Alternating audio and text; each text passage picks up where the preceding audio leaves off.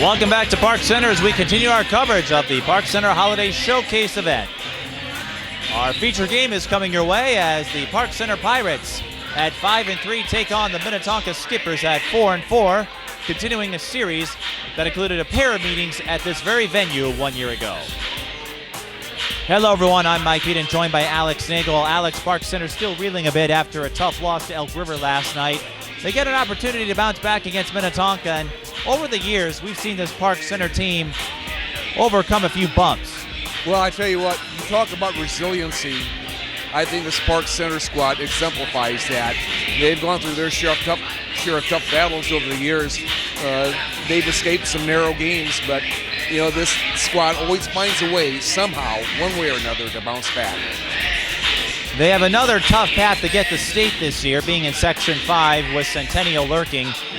And what could be the last best chance in the views of some folks, because the group of Michaela Hayes, Ann Simonette, and Danielle Schaub are in their final year as high school athletes. You know, it's funny you should mention that. It just seems like yesterday this group that you talk about was a group of youngsters working their way up, and they've come to this point, and they really matured over the years. And it'll be interesting to see how far they can carry this team.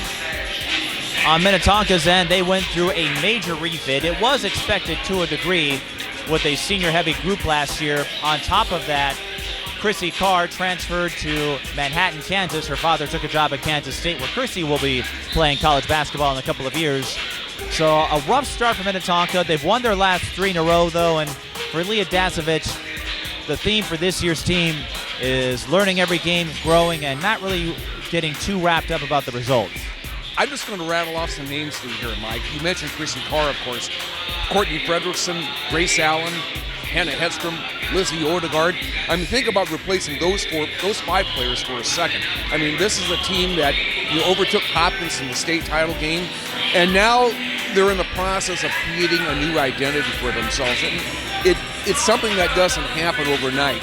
But if there's one coach, one person who can mold this young team into a state title contender down the road, it's Leah Dasovich. Some of the faces on this Minnetonka team to monitor include Megan Walker and Kayla Mershon. Walker had a phenomenal AAU season and is leading the way for the Skippers.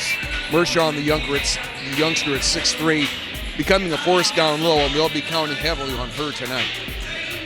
The annual series will continue in a moment. You're watching high school girls basketball.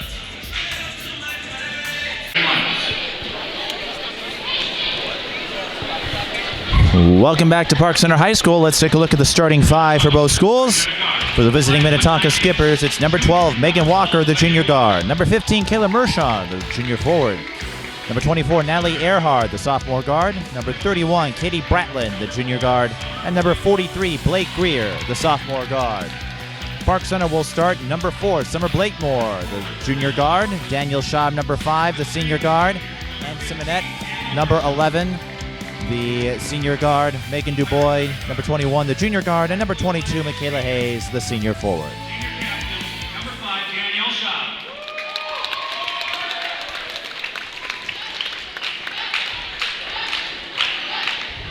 And a guard for Minnetonka, 5'8" sophomore, number 24. Minnetonka, winners of their last 3. Park Center has lost 2 in a row, running into Hopkins and not having the best of games there, and then that tough loss to Elk River. And last year was an introduction of sorts to how difficult it is in 4A in comparison to the 3A schedule they had in their state tournament years. Well, as you mentioned, Mike, when you get into the 4A, it's definitely a harder row to hoe. But we've seen Park Center rebound from these kinds of disappointments before. And I think tonight is the perfect opportunity for the Pirates to get back on track against this very young Minnetonka team. Blake Greer, I apologize. Run for the Pirates. Starting at center, the 6'3" senior, captain, number 22, Michaela Hayes.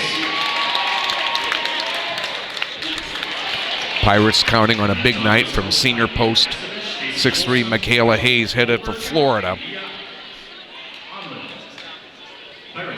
She had a really good second half against Hopkins right before the Christmas break, particularly in the second half. If they can get a big second half from her again tonight, I think the Pirates will be in pretty good shape.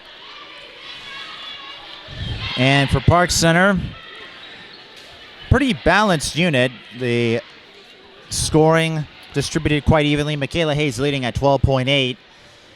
Danielle Schaub at 11.9 and Summer Blakemore at 12.6. Hayes, as you know, is going to Florida. Danielle Schaub has committed to Concordia St. Paul. Yep. And you know where Ann is headed? Ann is headed to Minnesota Duluth. UMD, another D2 school. We mentioned the absences for Minnetonka. One for Park Center, you probably know by now, Fashayo Ayobamidele declined to compete for basketball this year to focus on track. She's getting a Division I track scholarship to North Dakota State. And that means the loss of a key defensive stopper. Exactly, and I think there were times last night when they missed her athletic ability on both ends of the floor. And you could say that throughout the season as we get underway here. Park Center wearing the black jerseys and Minnetonka wearing the white.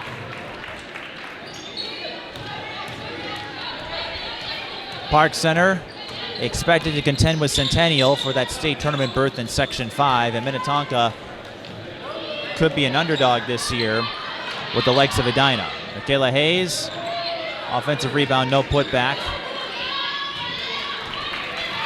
Katie Bratlin transferred from St. Paul Academy, had to sit out last year because of it. Scored over 1,000 points there, but Minnetonka, a noticeable upgrade over SPA. A deep three is good, and that's Katie Bratlin, the aforementioned transfer who gets on the board. Bratlin averaging 13.5 points per game. Good start for the junior there.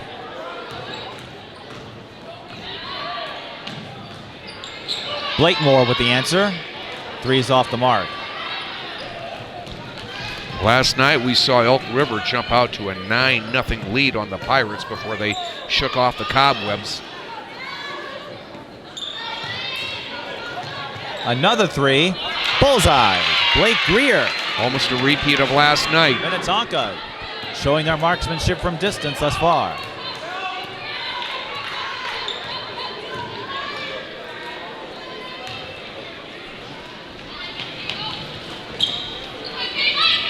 Hayes fires.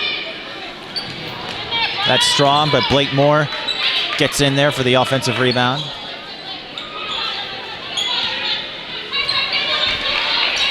I spoke with Chris Vanderhyde, Park Center's head coach. He feels this team will still be competitive without the likes of Faye this year, and he's hopeful that reign will continue next year when the three seniors graduate, as Ann Simonette fouls Megan Walker. And again, Park Center with the slow start offensively.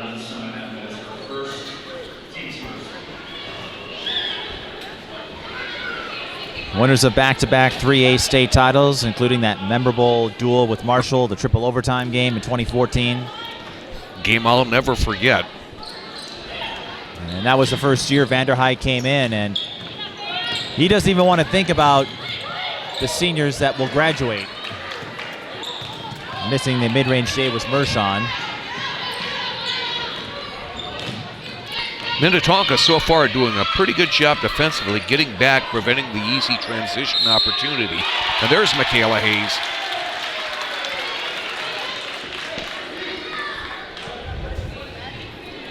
Hayes averaging 12.8, 9.4 rebounds. You know where she's going.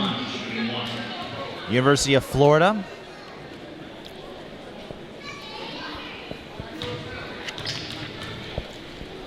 Most of you also know her mother, an alumni of the University of Minnesota.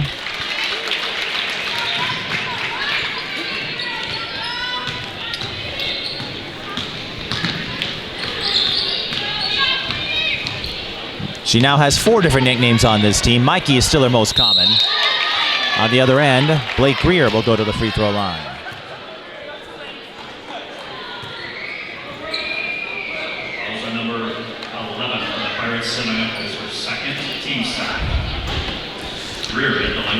Greer averaging 5.4 points per game. And if you're wondering about the effects of that state tournament championship, won by Minnetonka, the first in school history. Dasovich noted that for the group of seniors,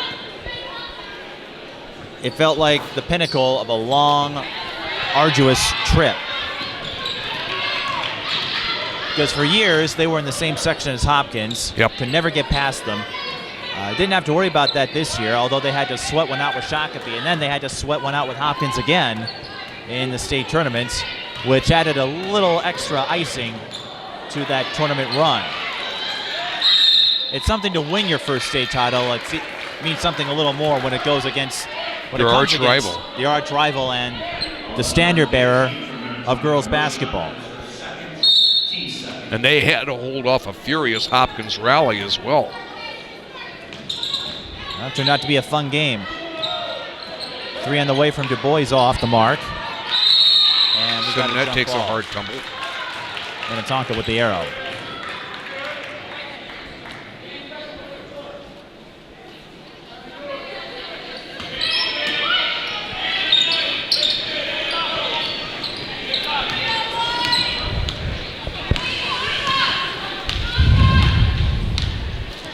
Park Center will go to Robbinsdale Armstrong to continue conference play.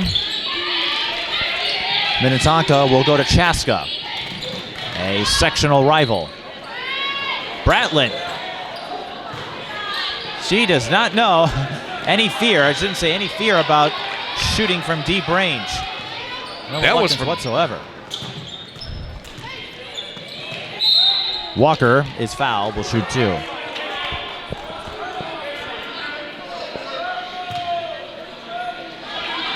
That one seemed like it was from Hastings almost.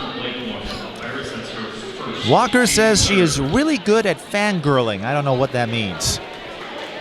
Fangirling. Well, she won't shoot 2. It was before the shot.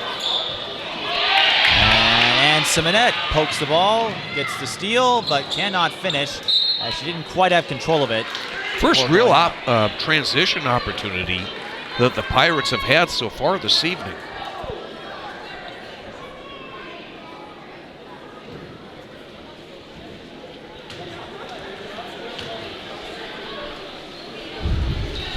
As you know, Park Center classed up to 4A last year, following the reclassification process. And we'll see what comes in the years ahead, but they saw just how different it is to win in 3A versus 4A. In 4A, as Ann Simonette misses the three-pointer, you need a little more depth to withstand the likes of Hopkins and Eastview, and don't forget Centennial and Elk River. They're lurking underneath. And size helps too. And that's not something Park Center has had much of outside of Hayes. And reminiscent of last night, Park Center missing a lot of fast break looks. It really took the Pirates until the middle part of the first half, before they really found their groove offensively.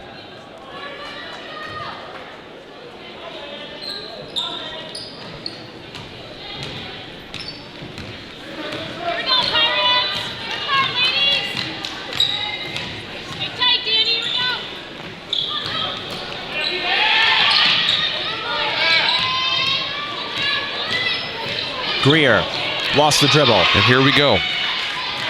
Du Bois, can she finish it this time? No. And Minnetonka will call timeout. They're up 6-3 with 13:09 left. And like you said last time, or in the last game, missing a lot of bunnies, missing a lot of looks down low. Proved costly to the Pirates. They're having trouble converting once more. Yeah, that's really hurt. The one thing that's really hurt the Pirates so far in this contest, and if they can really ratchet up the intensity on defense and get those easy transition opportunities, I think you'll see that change. And for Minnetonka, in the midst of a rebuilding phase, Leah Dasovich said one perk is getting back to teaching. Last year she didn't have to do much of it because she had a intelligent, talented group of seniors who knew what to do. And she said over the last 3 games, during the 3-game winning streak, the rebounding's improving, the assists are going up, the turnovers are going down, and a lot of patience is being preached. Well, at and Minnetonka. I think it has to be. And you have to remember, when you have a relatively young team, as Minnetonka does, you have to go with the old saying, Rome wasn't built in a day. You rattled off the list of names that left as number 21, Kelsey Schmitz, gets on the board. reserve senior, the only senior on this Minnetonka team, in fact. Which means we're going to have another senior-heavy group next year. And I'm not sure what Minnetonka will end up with another reclassification coming up, but wouldn't be surprising if the Skippers, especially next year, are a force again. Hayes goes up and will shoot 2. Michaela shooting 73% from the free throw line, 52% field goal shooter.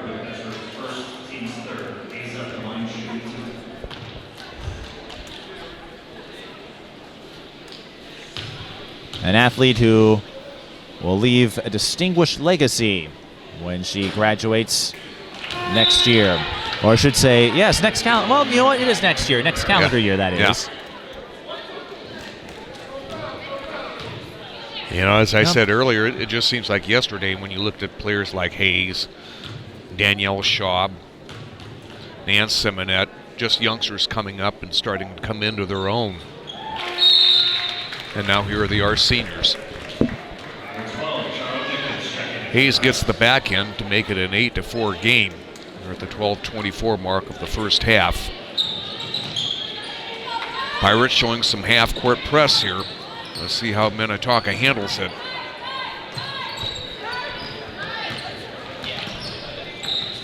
Bratlin, almost lost the ball. Kelsey Schmitz has it. And now over to Walker. Walker looking for an opening. Over to Blake Greer. Walker had it, lost it. And the ball will go back to Park Center here. Blake Moore will inbounds to Danielle Schaub. Comes up slowly up the floor, surveying the floor. We had a late back to Mike. Yeah, we had a latecomer among our camera crew. Sometimes I like to make dramatic entrances. But we return to action, and from the score, I haven't missed much. It's 8-4.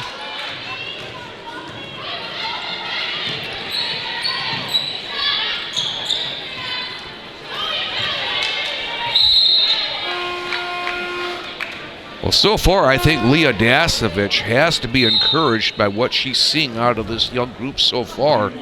Well, up this is a 8-4. group that, even without the experience of folks like Courtney Fredrickson and Lizzie Odegaard, a lot of these students served as their understudies, whether as backups on the bench. They got to watch a lot of great talent. Aisha Michael now in the game for Park Center. What do we have here? Continued my point. Wow. There's a difference between watching from the bench and playing on the floor, but when you get to see distinguished talent and you see them pull together to win a state title, that does feed into the psyche, and perhaps instills a bit of confidence.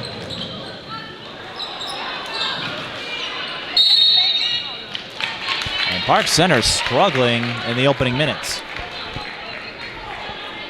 And it shows on their facial expressions.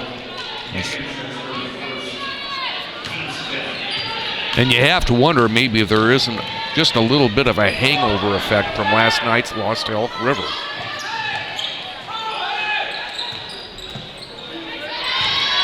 Walker gets forced inside. it in. Basket by Walker.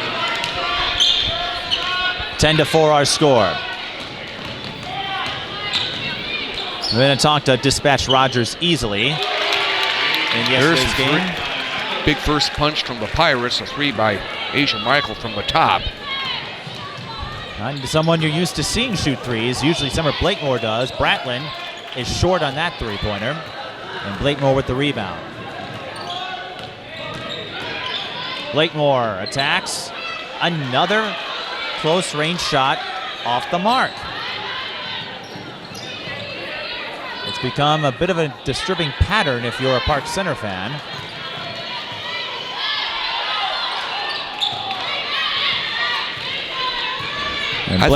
Go ahead. I was just saying, I think in a lot of ways, Summer Blakemore has had to fill that void left by Faye Bomadelli in the terms of sheer athleticism.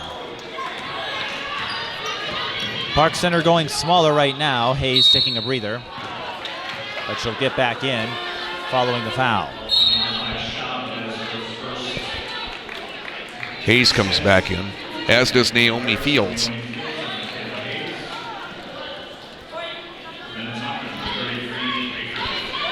Fields, the junior, getting more and more playing time.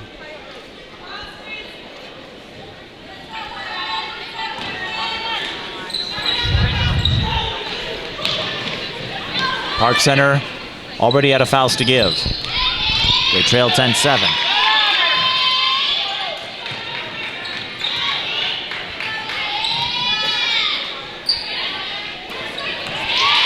There's Danielle Schaub. Danielle Schaub anticipates, and she's fouled by Bratland. She'll go up for 2.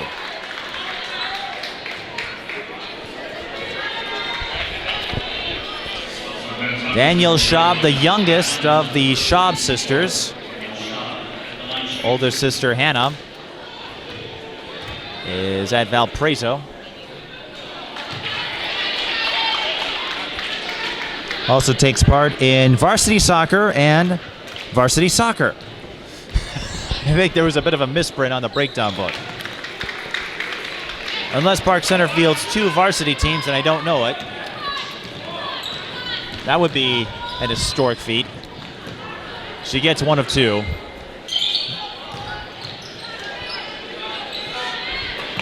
I'm gonna have to get the bottom of that. Walker's fouled, she'll go to shoot 2. Nice drive by Megan Walker there. Walker, a silent, super calm leader, in the words of Leah Dasovich. She would like Megan to be a little more vocal, but that doesn't fit her personality profile. But she spoke loudly this past AAU season. She's also involved in Legacy 2018, Be the Change, Habit for Humanity, and People to People. Very actively involved.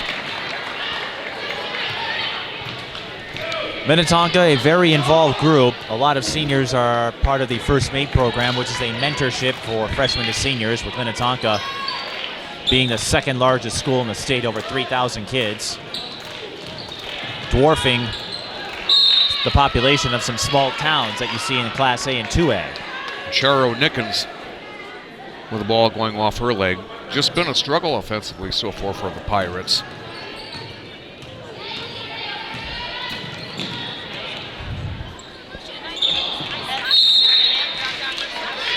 Minnetonka turns it over.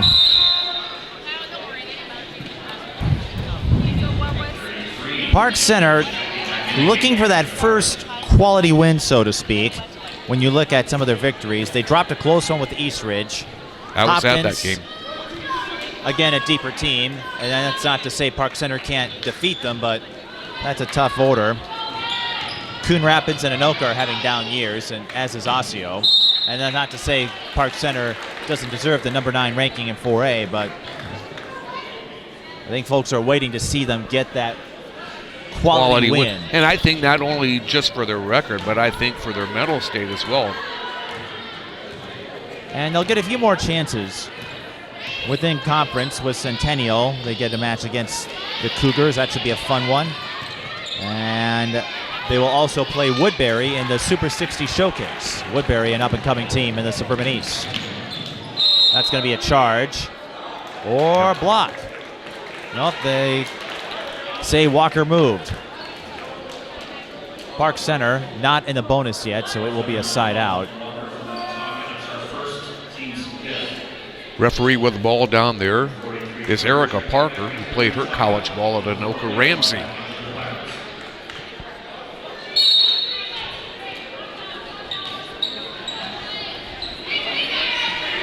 It's only a 4-point margin, so as much as Park Center has struggled, if they can find a groove offensively, it won't take much to retake the lead.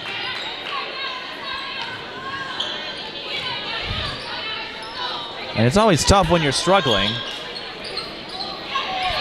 But the thing about advantage is, I was just going to say, the thing about Park Center is they really tend to score in spurts. step back three. Falls for Blake Greer. And Minnetonka proving they can shoot from long range. Naomi Fields is on the floor, number 14. Blaymore with a deep tray and a little too deep. That'll be a dead ball rebound to Minnetonka.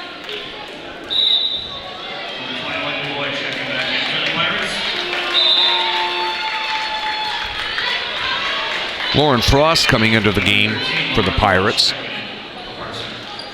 Chris Vanderhyde has not been afraid to insert his younger players into the game. Not a surprising move considering the slow start his team has suffered. Cheyenne Nickens is out there as well. If you believe the saying, if it ain't broke, don't fix it, well, if it looks broke, then fix it.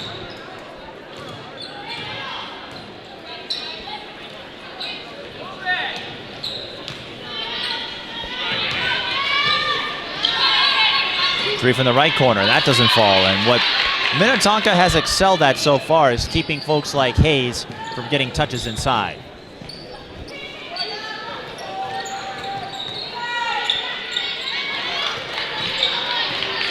Scrap for the rebound is won by Megan Dubois.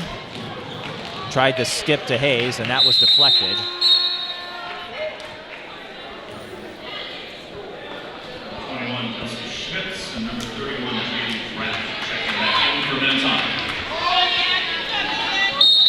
Park Center making massive substitutions. Vanderhyde looking for something of a spark from somebody. So far, he hasn't really been able to get it, save for that 1-3 by Asia Michael. Lauren Frost and Cheyenne Nickens are among the players he has subbed in.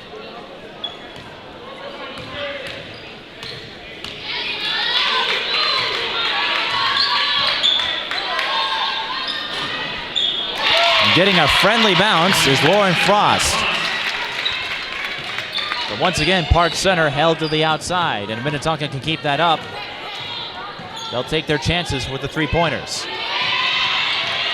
Cheyenne Nickens almost got the turnover there. Rebound tip to Dubois.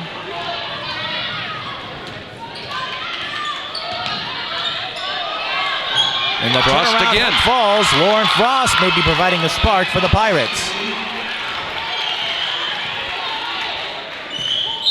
Bratlin fouled by Blakemore, and that will send her to the line for 1-1.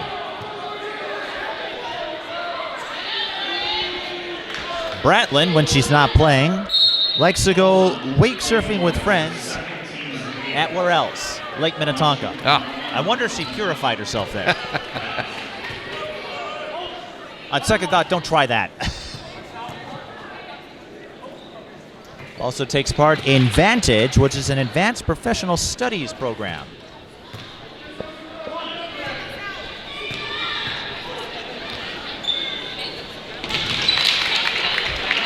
And before coming over from SPA, she scored over 1,000 points, started her varsity career as a 7th grader.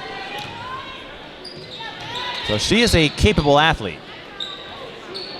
Deep three is too strong. And that will go to Minnetonka, who leads by 4.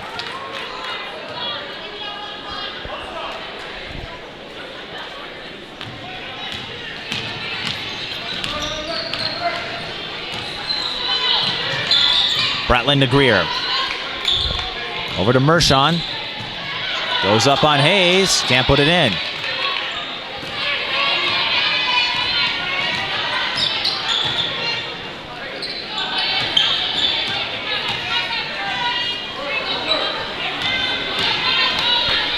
Tonka showing some 2-3 zone here. And Hayes is blocked by Mershon. Bratlin through the double. can't lay it in.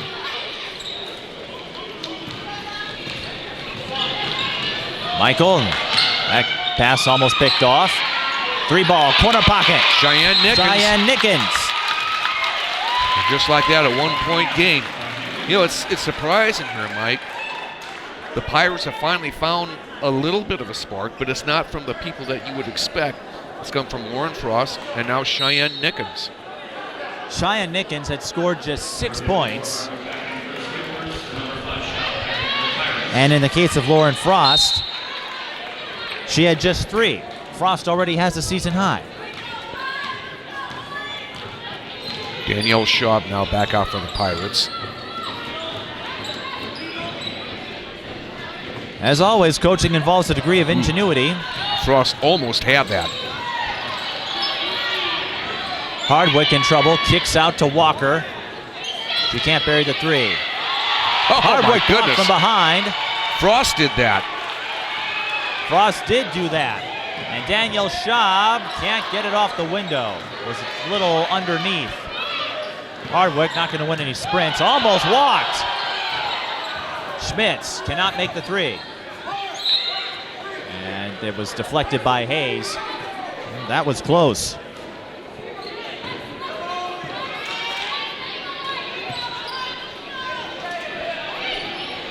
What a splash Lauren Frost has made in this first half so far for the Pirates.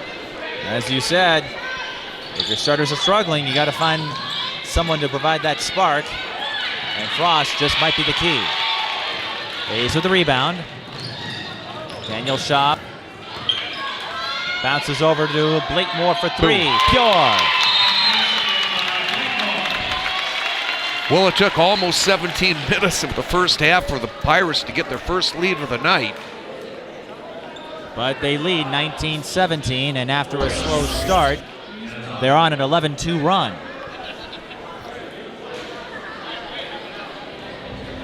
With contributions from Cheyenne Nickens and Lauren Frost, I don't think they would be on your scouting report. No.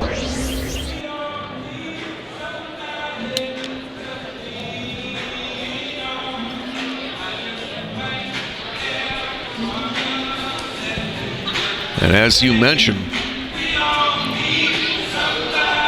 Minnetonka still with 1 foul to give here in this first half. So it's been a relatively clean half for the Skippers on that front anyway. And Blakemore, who made the last 3-pointer, Chris Vanderhyde feels is having a breakout year. Played a lot of minutes last year. Of course, you remember that 3-point buzzer beater to beat Elk River at the same holiday invite a year ago. And is coming up nicely with 12.6 a game. Perhaps a piece of the future next year when she becomes a senior. Well, these youngsters we've seen for Park Center tonight show clearly that the Pirates have a bright future indeed. Bratlin, deep 3, bullseye.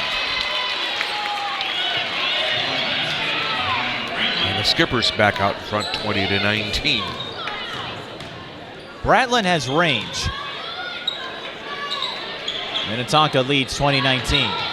Hayes up on Hardwick. And Hayes boxed her out cleanly there.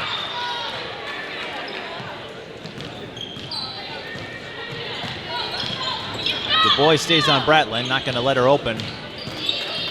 Here comes Greer, who bounces over to Hardwick. And that's short, but she gets her own rebound, and Greer sinks the 3. 3 triples from Greer, 2 from Bratlin, and Minnetonka's up by 4 just like that.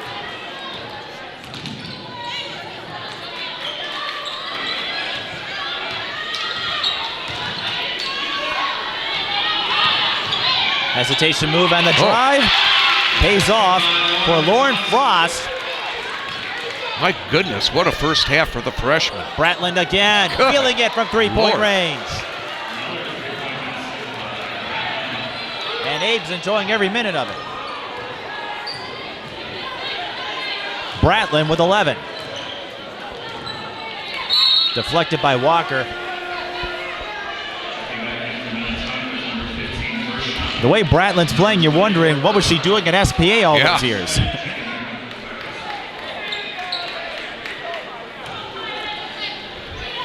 And it's a tough choice when you make that move and you have to sit out a year. Yeah, and she's just a junior, too. Blakemore drives, and it rims out. Greer wanted the three. Fakes, and the foul, I believe, will be charged to Blakemore. Yep. Came in just a little bit late. So Earhart will shoot a pair. And Summer Blakemore picks up her third personal foul.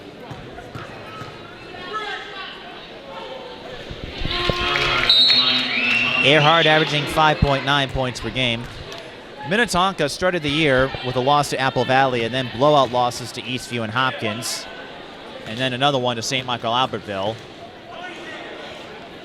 Dasovich wasn't concerned about the margin in those games, understanding the situation. And she noted historically they start the season every year with Apple Valley. Just the Eagles are finally on an ascension as Du Bois travels. And so Apple Valley, I don't want to say it was their turn for a win, but they've been getting better. Eastview and Hopkins, well, those are the top two teams in 4A. You know you're going to get a fight when those two take the floor. Walker. Good move by Walker in the paint. Walker up to 6. And just like that, it's a 9-point Skipper lead. And after all that work to take the lead, in the case of Park Center, they won on an 11-2 run. It's a 13-3 run for Minnetonka to respond.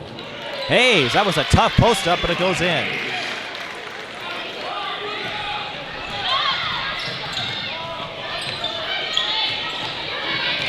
And when you have deep threats like Greer and Bratland, look out. Fires another one. Looked good from here, but we have a foul on Earhart. They had one to give. The thing that's impressed me about Minnetonka so far in this first half, they've really limited just very few transition opportunities for Park Center in this first half, which is their bread and butter.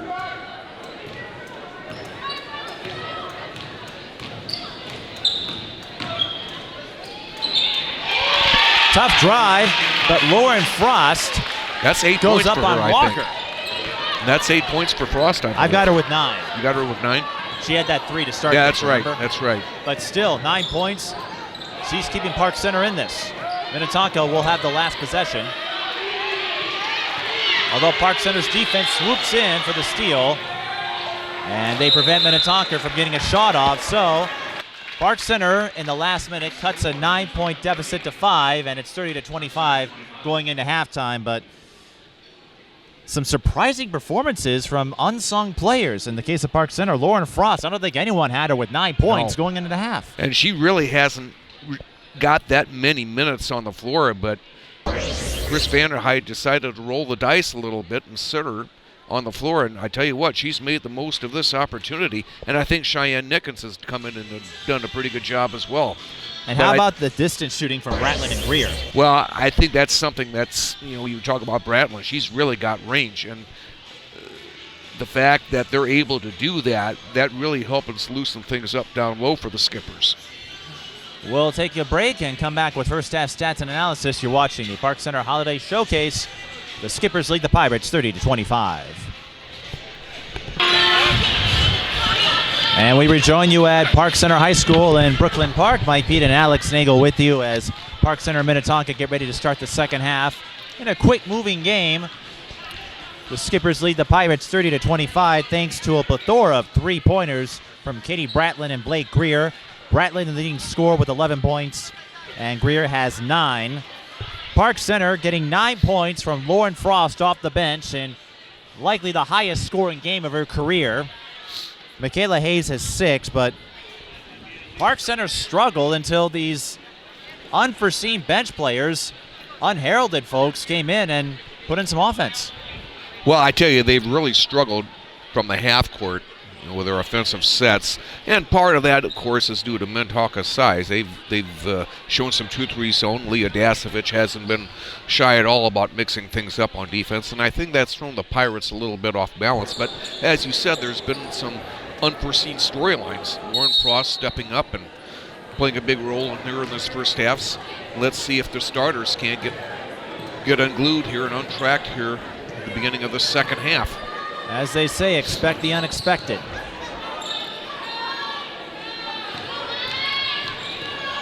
But on set plays, you're right. Park Center struggling to get inside. Hayes, turn around, banks it. And just as I say how tough it's been down low, Michaela Hayes puts in a layup. And she gets a steal. Blakemore to Simonet for three. That looks off. And a late foul. I didn't quite see what happened there. I almost thought that Earhart got a piece of that ball. She may have gotten a piece of it, but collided with Simonet following the shot. And Simonet will go to the line for three. So Simonet bailed out in a sense with that three-pointer off the mark. She gets hit and now has a chance to shoot free throws. Simonet averaging 8.2 points per game, 35% from three-point range this year. Likes to bake when she's not playing basketball. Also plays soccer. Not sure what she likes to bake, though. I'll have to find that out. There's a lot of mysteries I'm going to have to answer here the next time I'm back at Park Center. One mystery is where she's committed, and she's headed to UM Duluth to be a Bulldog. She makes all three free throws. And just like that, we're tied up. Walker kicks out. Earhart fakes. Now fires. Can't get the bank. And now you see the starters discovering some rhythm. Hayes in trouble. Kicks out to Schaub for three.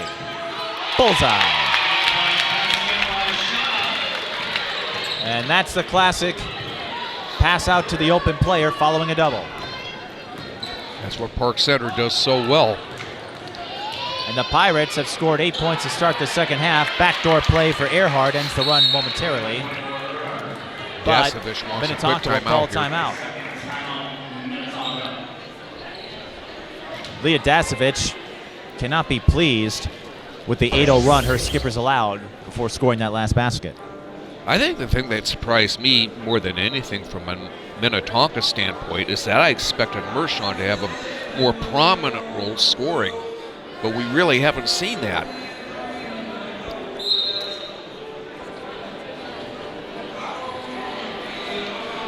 And as is the case, sometimes those backup players, the supporting roles, role players if you will, Yeah. they chip in, patch things up until the starters can finish the job. And we'll see if that happens with Park Center here. But after 9 points from Frost in the first half, you're seeing the regulars get on the board now. Blakemore, that's a little outside her range. Look out. Shot from the corner. Swish. She was camping out there and got the perfect opportunity. That was a Cashed in. great fake by Blakemore to set her up. And the Pirates lead by 4, their largest of the game. Walker in trouble and threw up a prayer. Didn't go in. Schaub cut off this time. Dubois tries the bounce to Hayes. And that will be a dead ball rebound to the Skippers.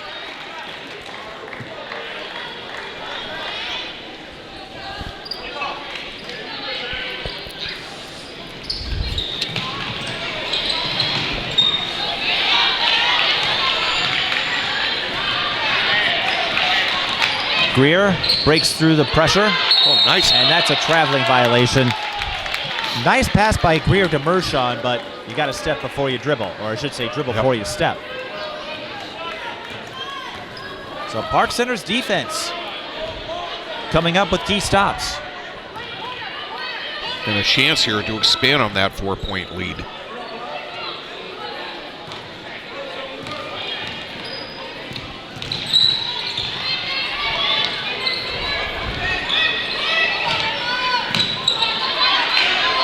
Uh-oh, look out. Open from the corner. Heat check doesn't go in, but you see Park Center patching up the passing game, and when the ball movement is fluid like that, it creates some openings. Yep. That's one thing that was missing in that first half. A 5-second call. Park Center has really stepped up the intensity on their defense.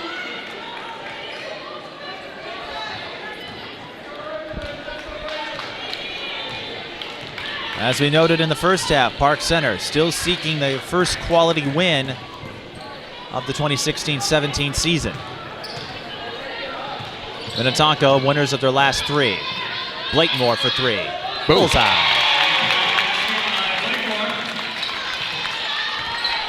Blakemore up to 6. 39-32. Greer is fouled, and that will be the 4th assessed to Blakemore. Let's just check that. It is. So Asia Michael will take her place.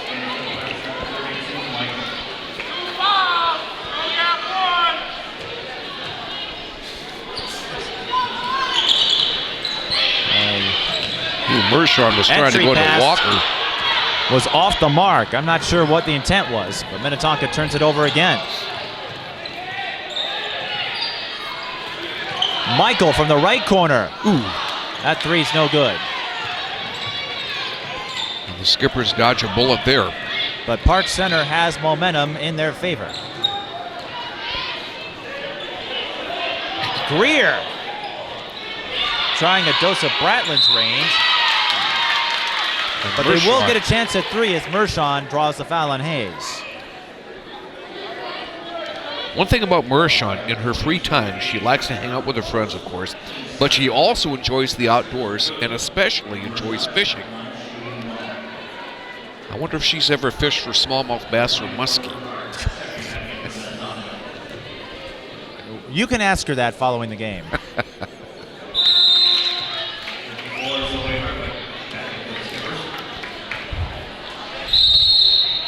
She's a great asset for the interior, though, and you really didn't get a chance to see that until this year because she played behind Lizzie Odegaard the last couple of years.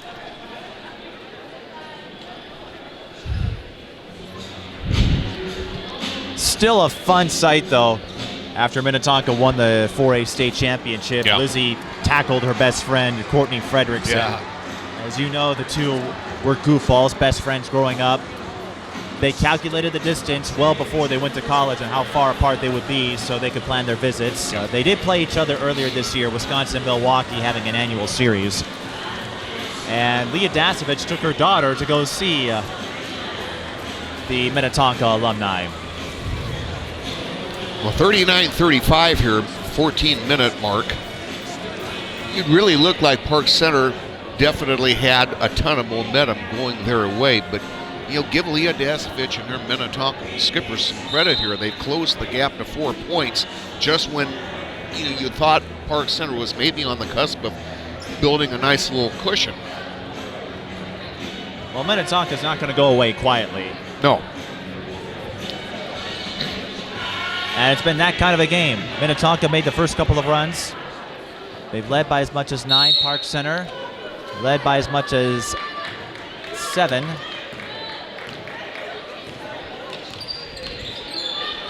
And we're getting a back and forth game between two teams looking for a little respect in Class 4A. That's going to be a kick.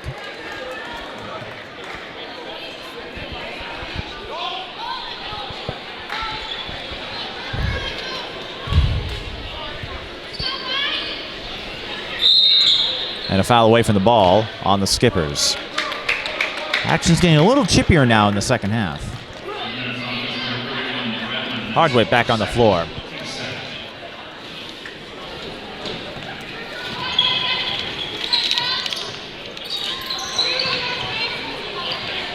Simonet. No good on the 3. Daniel Schaub with the rebound, and Park Center will get a fresh possession out of it. A high-low for Hayes was too high. Minnetonka gets the steal.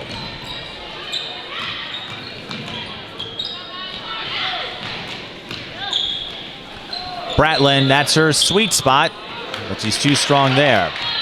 Michael with the rebound. DuBois on the run. And Park Center a little out of control on that play. Good strip by Schmitz. Bratlin steps into a three. Misses again. Park Center can leak out this time, and Simonette will get the job done.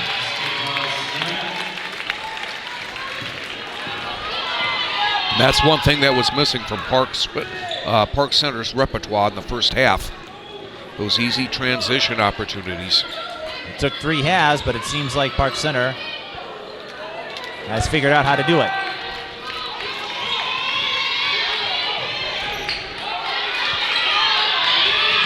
Simonette hounding Erdahl on defense. Earhart, I should say. Forces the jump. Minnetonka with the arrow, but Park Center's defense starting to frustrate Minnetonka.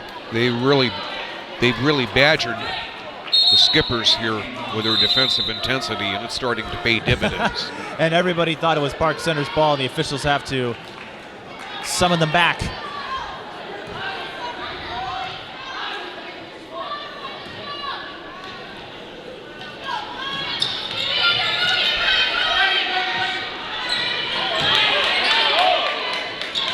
Walker for 3. Short. Hardwick with the rebound, and she gets on the board. I tell you what, she's really hard to box out. Hardwick has size.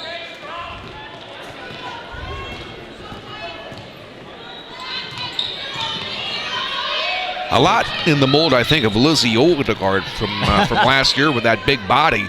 You know, awfully hard to box out. She shares her number. Michael, the shovel pass is picked off. Scramble. And a foul, I believe, on Hardwick.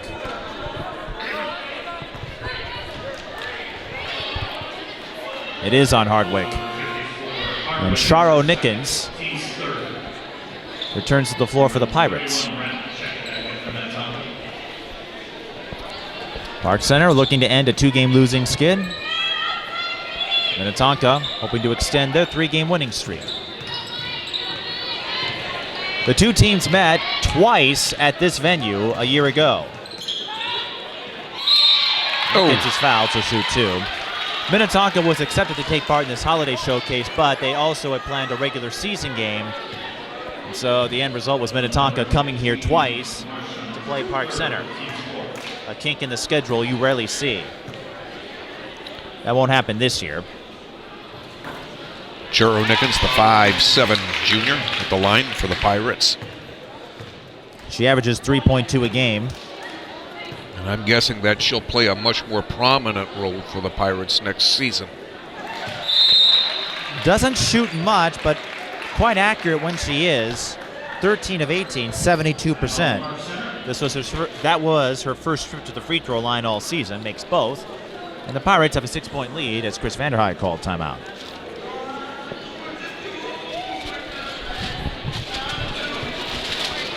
Okay, I am pretty sure I've never heard this song at a high school basketball game or any sporting event for that matter.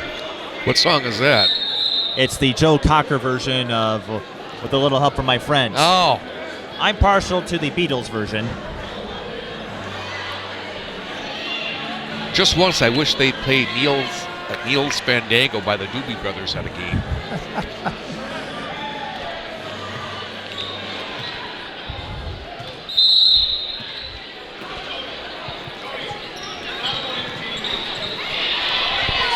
Hey, Abe, don't forget you're on camera still. I don't want you to get in a pickle now.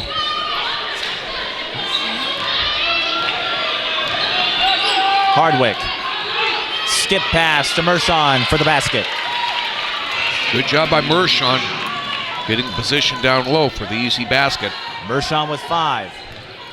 And we've got ourselves a game. And Walker with the steal. And she's pulled from behind by Nickens to stop a drive. And that's one thing that Park Center does so well, using their speed and athleticism to create those kinds of mishaps. And back on the floor is Michaela Hayes, who has 8 points. Hardwick. A foul underneath. And it's going to go against Minnetonka. And that will be the last foul to give. Nope, they have one more. Well, But Mershon does pick up her fourth. Yeah, and that's big for Minnetonka. And I was just going to say it's almost reverse of the first half. So Mershon with 4, Blakemore with 4 for Park Center. And that's going to complicate the strategy a bit for Leah Dasovich.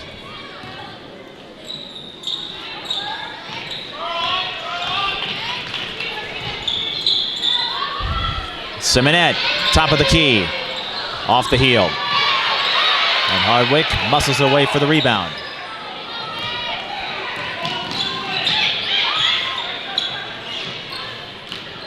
Bratlin, skip to Hardwick.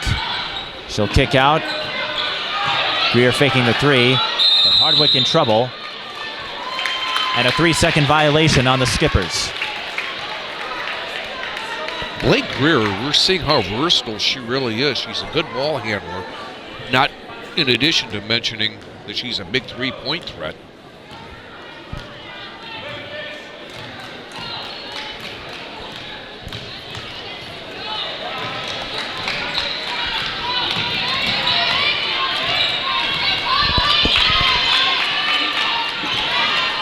Hayes. And 1. Nice touch by Michaela Hayes on that. Hayes taking the tough assignment on most of her shots today, but they're falling, and that's what counts. Chance here now for Park Center to open up a 7-point lead.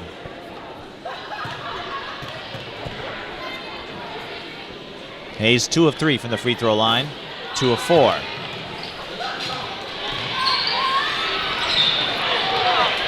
Walker did a good job of hanging onto that ball, bobbled it for a moment.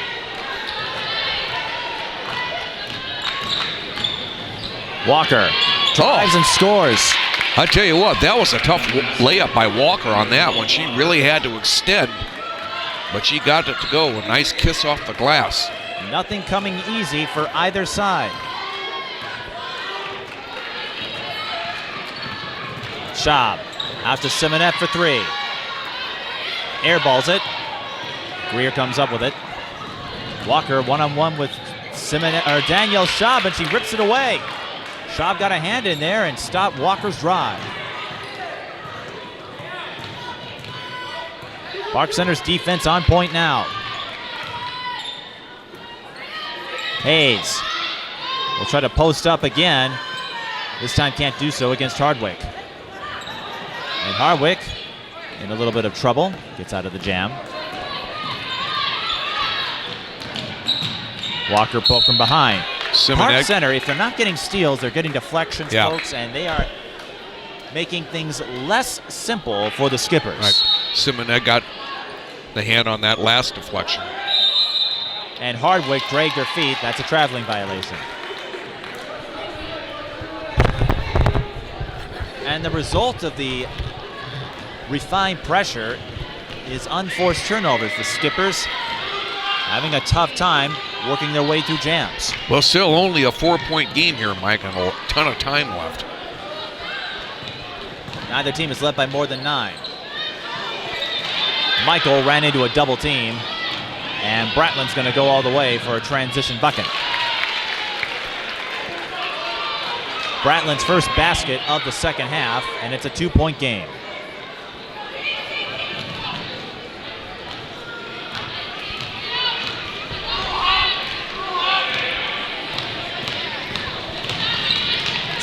Schaub is pulled from behind.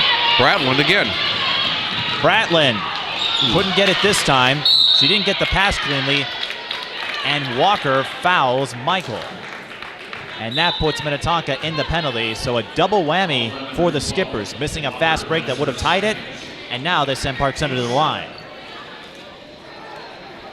Cheyenne Nickens coming back in. And we haven't seen Lauren Frost come in. Not yet, anyway.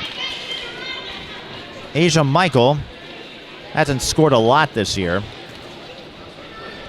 Has struggled to find her 3-point shot. And an empty possession for the Pirates. So the Skippers finding some new life here. It's been that kind of a game.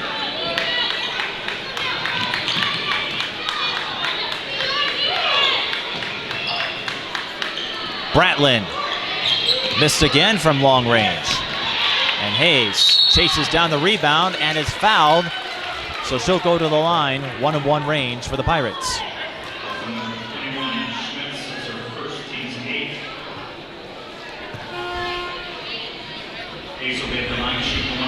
Megan DuBois checks back in for Park Center. Minnetonka getting a little grabby here, and again, a younger team. They may not have the poise the seniors had a year ago. It will come with time, naturally.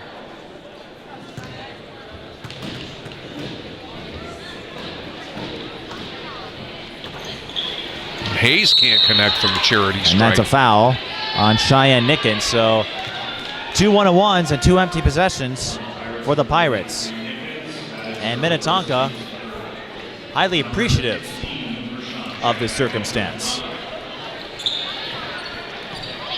Ooh. Mershon back in there with those 4 fouls.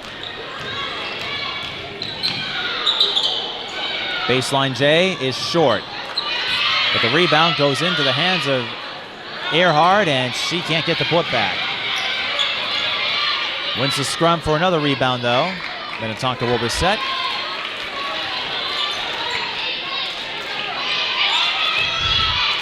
Mershon beats Hayes, but can't put it in.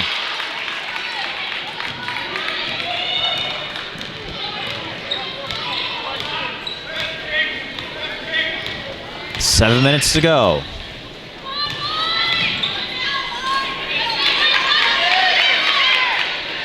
Hayes, no good.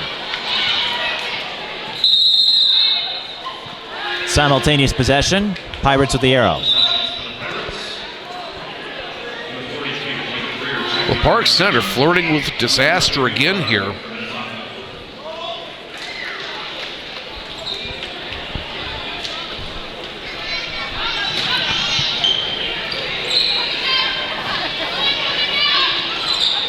DuBois for 3.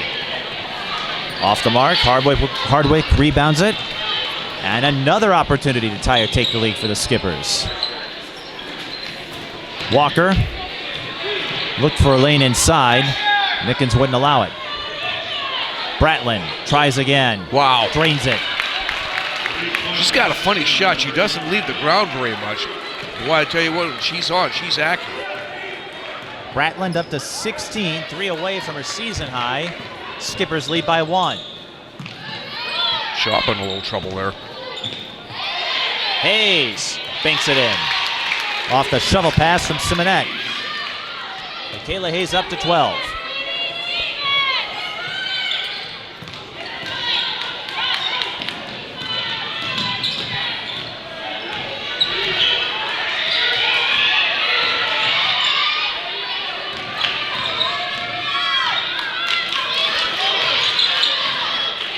Hardwick one-on-one with Hayes. She kicks out. Now Walker fires and hits the 3. If Minnetonka wins this game, the 3-point shooting will be a huge reason for it.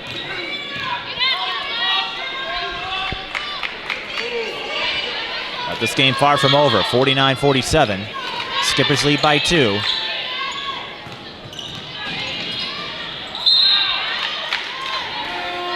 Deflected by the Skippers. It will stay with the Pirates. And Blakemore goes back in. She has 4 fouls, as does Mershon.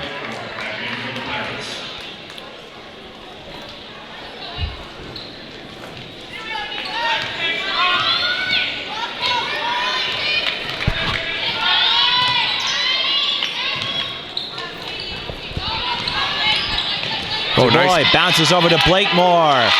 Nice move, nice play. Blakemore ties it up. Pretty bounce pass there by DuBois. Highlight reel worthy basket for the Pirates. Bratland again will shoot 3. Wow. That's going to go on Shaw. And that's what deep range can do.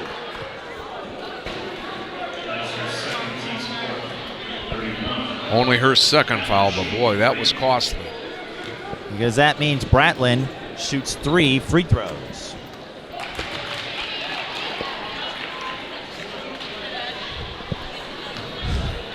Adding a dose of experience to a Minnetonka team in sore need of it.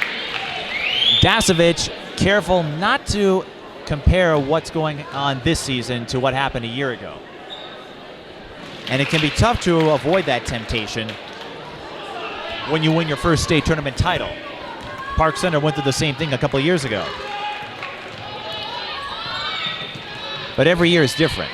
Bratlin makes all 3 free throws. Hayes posts up and scores, but a series of 3-point plays for the Skippers gives them a 1-point lead, 52-51. And the long distance options are thriving in Minnetonka's direction. Hayes with the block, and Mershon was out of bounds. And that's what Michaela Hayes does so well for that long reach.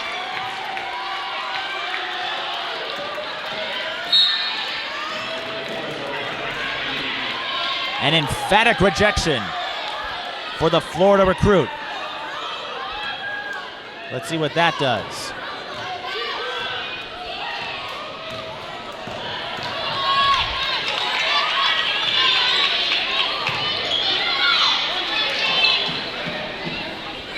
Four minutes to go.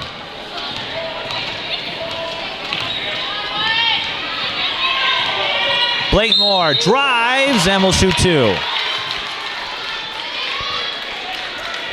A lot of people underestimate how quick Summer Blakemore is. She's so quick off that first dribble. Foul is on Mershon, or I should say Earhart, her third.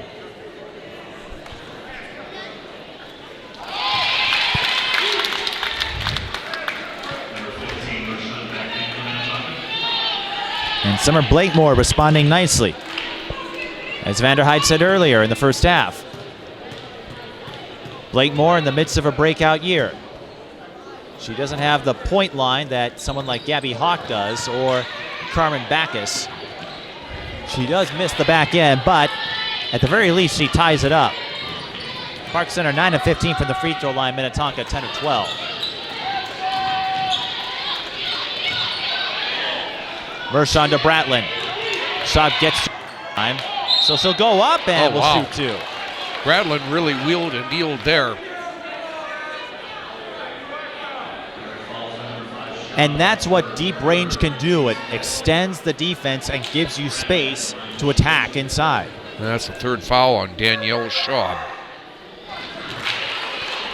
And Katie Bratlin has her first 20-point game as a member of the Skippers.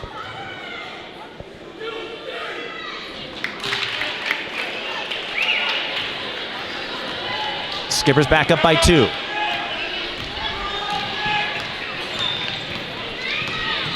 Blakemore.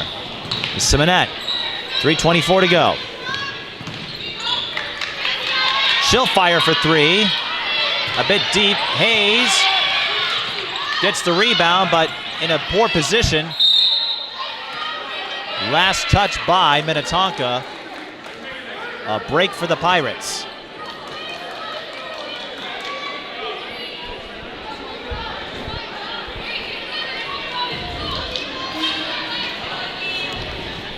Be interesting to see, Mike, if they can get Danielle Shaw freed up perhaps in the corner somewhere.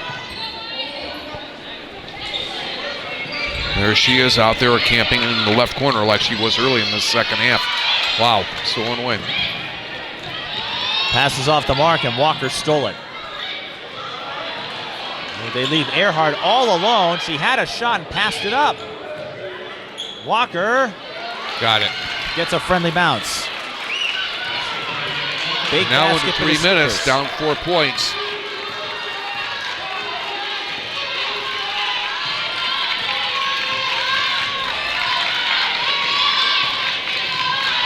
And Park Center finds themselves in a near exact replica of last night. A close game. Hayes posts up and gets the basket. Michaela Hayes with 16 doing some outstanding work down low, but the Skippers have the 2-point lead, 56-54. Impressive night for Bratlin from Minnetonka. 21 points. Her first 20-point game as a member of the Skippers this season. And Michaela Hayes was 16, just doing quiet, steady, and diligent work in the paint. Yep.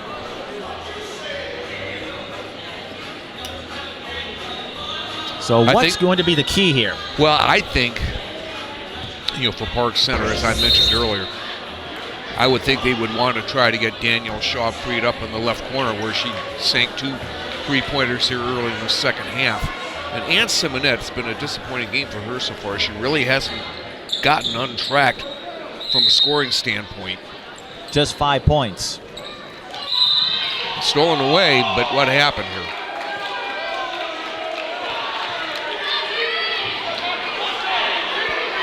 Danielle Schaub picks up her 4th foul, and Park Center's out of fouls to give.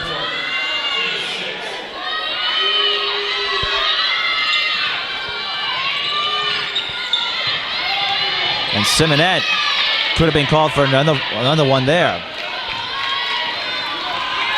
You're not at the stage of the game where you can play keep away, because one miscue and Park Center could tie or take the lead. Hayes with another block and stays in bounds. How she did that, I'll never know. Didn't have much room. Just make DuBois for 3. There was a little bit of a bunny hop. Refs missed it, but she missed anyway.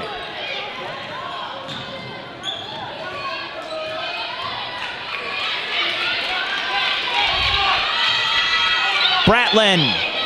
That would have been a dagger had it gone in. But the high Karen bounces into the hands of Walker. And Minnetonka will keep it. Both teams with 2 timeouts remaining.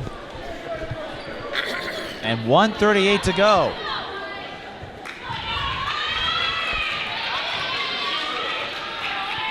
Win for Minnetonka would bode well.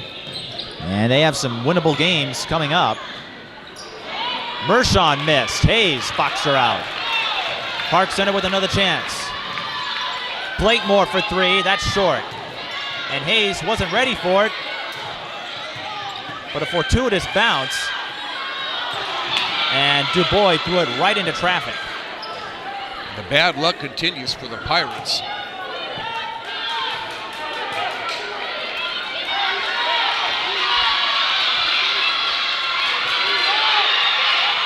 One minute to go. Park Center out of fouls to give here.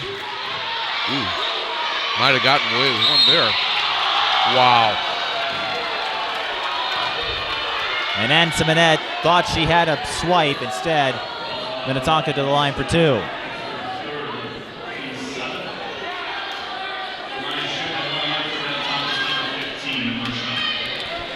Kayla Mershon. 2 big free throws, to say the least.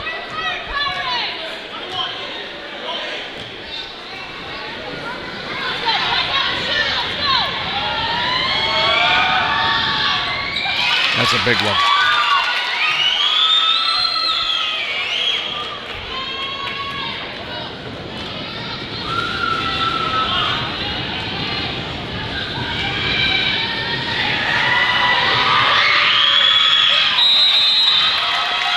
Two-possession game here, Mike, with just under a minute left.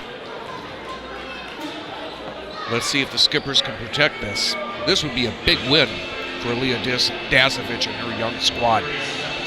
Minnetonka called timeout. They have 1 remaining, and we noted if they hang on, they have some winnable games coming up. Chaska, a team that hasn't been much of a factor in this decade. Bloomington, Jefferson, Eden Prairie struggling. So Minnetonka with the considerable opportunity to regain some momentum before they face Edina on January 20th. Have a big game with Moorhead on Saturday, January 21st.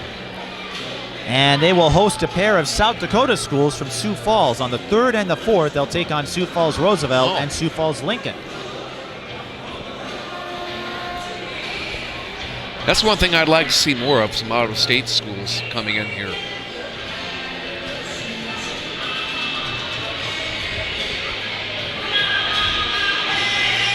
And on February 10th, they will host Elk River, the team that knocked off both Park Center and Orono at this holiday event. Well, I think for Park Center right now, the key, you want to try to score as quickly as possible. See if they can get into an easy shot to Michaela Hayes here. Hayes coming up. Hayes doing a lot of work down low. Blakemore forced into a tough shot. They will stay with the Pirates, but 46.3 seconds are on the clock.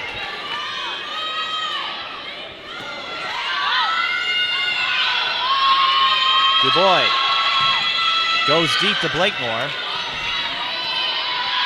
Hey, swiped from behind by Bratlin, and that just might do it. There's a foul. And once again, Park Center. This happened last night with Elk River. Yep. In moments where they have a chance to define themselves, they come up short in these situations. The frustrations continue, and I think when you look at it from Chris Vanderheid's standpoint, there's really no easy answers.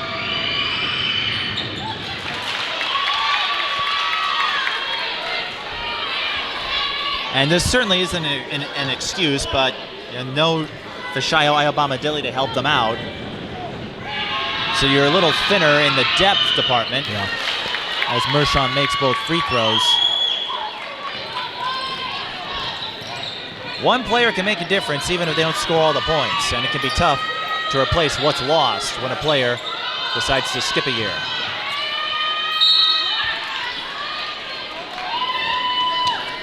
And that's what it will come down to, as Minnetonka appears they will hang on to win their 4th straight game. Those clutch plays. Minnetonka finished more of them. Yeah, I'd give this young squad a lot of credit. I mean, they hung tough, in a relatively hostile environment, and this is a big win for this young group. The winning streak, we mentioned Rogers yesterday. That one was expected. The other two came against Champlain Park, a team with a dynamic player in Erica Hicks, and Maple Grove sweating out a 5-point win in that matchup. And Maple Grove going through a refit of their own with the likes of Mackenzie Barta graduating. And you look at Park Center's upcoming schedule, of course, they get Armstrong right after the first of the year. Then a big home game right here against Centennial. So the road ahead. I plan on being here for that one. I'm excited to see Centennial with Jill Becken.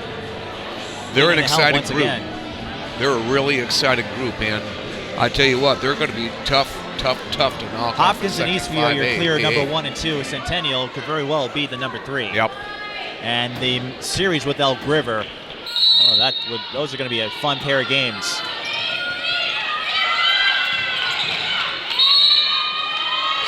Seminette was on the line. It's been that kind of game Park for Center, Seminette. another close game, slipping through their grasp. That's been the motto this season.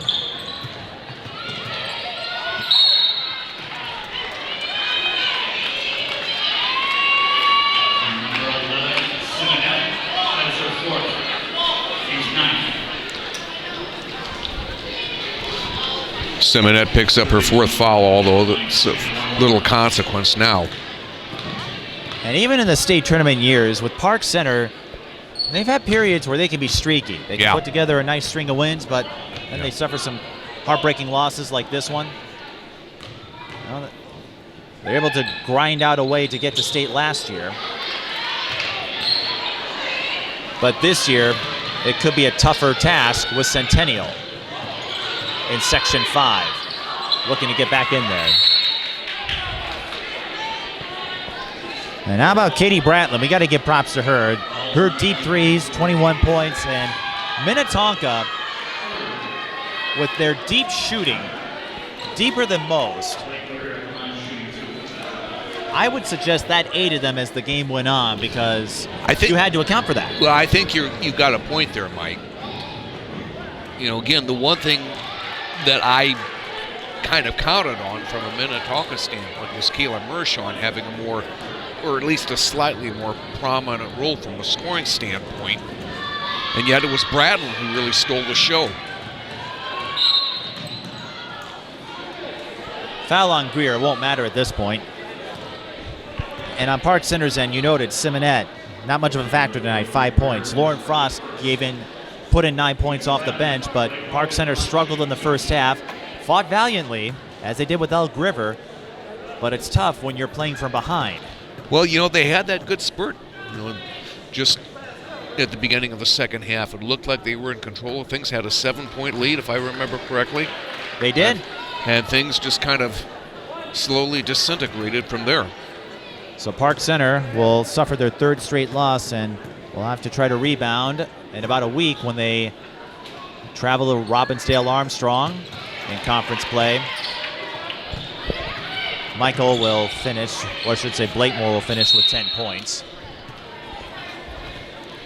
And Minnetonka suffered some early setbacks, fell out of the top 10 in rankings, but they play together. Well, you'd be surprised what a win like this can do for a young team. And the buzzer sounds. Minnetonka wins its fourth straight, 60-55, thanks to a 21-point effort from Katie Bratland. Give this young team a lot of credit, Mike. A lot of people counted them out. I pretty much thought Park Center was in control of things when they had that 7-point lead, but this young team, they held strong. And as I said, if there's one coach in this state who can mold a young team into a state title contender, it's Leah Dasovich. We'll try to get a word with Bratland before we wrap things up here from Park Center. The Minnetonka Skippers win 60-55. They go to 5-4. Park Center falls to 5-4.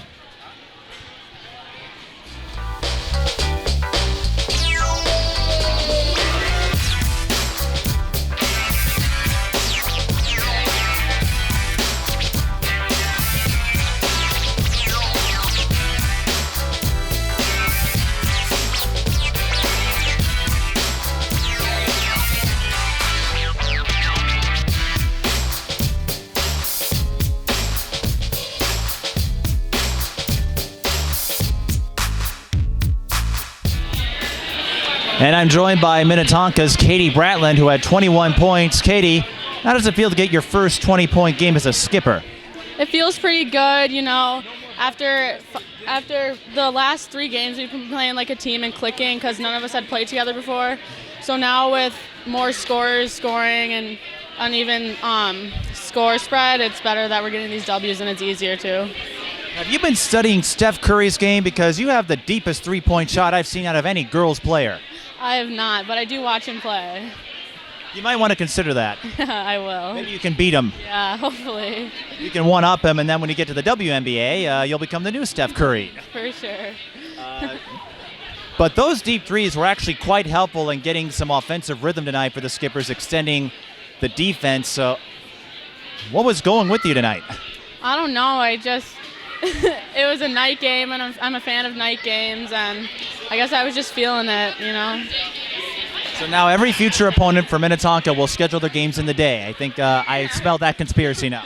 Yeah, I think so too. You'll be held to 5 points because it was a noon start. Yeah, I think so. All jokes aside, Park Center gave you a fight. They were down by 7 for a while, then had to rally back and after going up early. So what would you make of the resiliency tonight? I think Park Center is a good team, and they definitely challenged us, but we rose to the occasion, and we fought hard, and we ended with the win.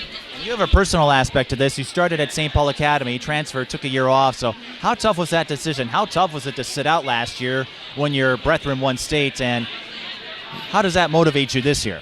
It was pretty tough, but it was a very good team last year, and it was super fun to watch those players, and they made me better in practice, competing against all those Division I athletes, and I think this next year and this year it's our turn. The juniors, me, Megan Walker, and Kayla, and Zoe Hardwick, we're going to rise to this occasion too, just like the seniors last year, and we're going to bring out a fight. And what would you make of this journey? You mentioned a lot of new faces, everyone trying to figure out how to play with each other, and now you've won 4 in a row. Mm-hmm. Yep, this is going to be our streak. We're going to start clicking like we have, and we're gonna surprise some people. And I understand you also take part in this program called Vantage. So why don't you explain that? Because that's not something I've heard too much about. Give us a vantage point, if you will. Vantage is part of the high school. It's a program. It's at a building in Hopkins, and you go. Mine is a 3-hour one. It's a sports, health, and science. And I go there for the last half of the day, and we go to site visits to hospitals and have different guest speakers, and we all have mentors, and we shadow them at their works to see what field we would want to go to in the future. And it's all about hands-on experience and like the real-world experience, so it really gets us out of that normal high school setting, and I really like it. It's really nice. Is that a career you're considering in terms of science or health? Yeah, I definitely want to go pre-med, so. Okay, so we've got a brainiac here, folks. And what are you looking forward to as this season progresses, and what has Minnetonka displayed in the last 4 games that you think can carry over as you look to try to repeat that 4A state title? I think we are showing lots of teamwork in these last 4 games and really stepping up as a underdog. How we're ranked kind of low, but we're really building ourselves and growing from the start of the season. When we played Eastview and Hopkins, we're really starting to grow in these next 4 games. Our section games, so they're huge, and this is where we'll make our mark. And anyone who want to say hi to that will watch this game? Hi, Mom. Hi, Dad. They're in Mexico right now. They're in Mexico? What are you doing here? I'm going tomorrow. So, weekend trip or? Yeah, they've been down there since Sunday, and I'm going tomorrow. Oh, I'm sure they've enjoyed some time away from you. I'm kidding. Well, enjoy some sun and some warm weather for a couple of days, and then try to bring some of that heat back here if you can. I will. Thank you. Thanks, Katie. Congrats on the win, and hopefully we'll see you back in state. Yeah, hopefully. Thank you. That's Katie Bratland of Minnetonka. That wraps up our coverage here from Park Center. For our entire crew, I'm Mike Peden. Thank you for watching.